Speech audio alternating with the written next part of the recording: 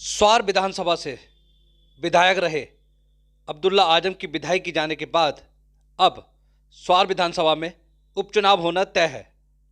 मुराबाद के थाना छजलेट के 2008 के एक मामले में आजम खान और अब्दुल्ला आजम को एमपी एमएलए कोर्ट मुराबाद से 2 साल की सज़ा सुनाई गई, जिसके बाद अब्दुल्ला आजम की विधानसभा सदस्यता रद्द कर दी गई।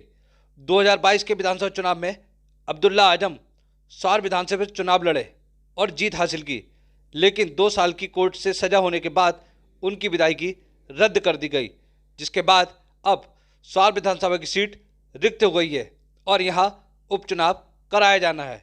इस सीट पर 2007 में भी उपचुनाव हुआ था।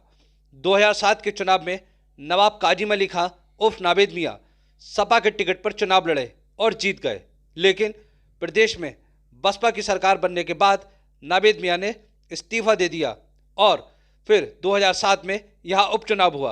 नावेद मियां ने बसपा के प्रत्याशी के रूप में यहां से उपचुनाव लड़ा और जीत गए। 2007 के उपचुनाव के बाद अब अब्दुल्ला आजम की विधायकी रद्द होने के बाद स्वार विधानसभा में उपचुनाव होना तय माना जा रहा है। स्वार विधानसभा सीट के इतिहास में यह दूसरा मौका होगा जब इस सीट पर उपचुनाव होगा।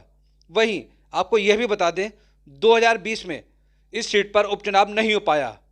अब्दुल्ला आजम 2017 का स्वार विधानसभा चुनाव लड़े थे और जीत भी गए थे, लेकिन अब्दुल्ला के मुकाबले नावेद मियां ने चुनाव लड़ा और अब्दुल्ला आजम के निर्वाचन को हाईकोर्ट में चुनौती दी, जिसके बाद हाईकोर्ट ने दिसंबर 2019 में अब्दुल्ला आजम का निर्वाचन रद्द कर दिया। हाईकोर्ट के आदेश के खिलाफ अब्दुल्ला आजम सुप्रीम कोर्ट गए, लेकिन सुप्रीम कोर्ट में मामला लंबित होने के कारण 2020 में इस सीट पर उपचुनाव नहीं हो पाया। बाद में सुप्रीम कोर्ट से अब्दुल्ला आजम को झटका लगा। सुप्रीम कोर्ट ने उनकी याचिका खारिज कर दी। बहरहाल अब स्वार विधानसभा में इतिहास में पहला मौका होगा जब यहां दूसरी बार उपचुनाव होगा। ब्यूरो रिपोर्ट, जनता और सत्ता।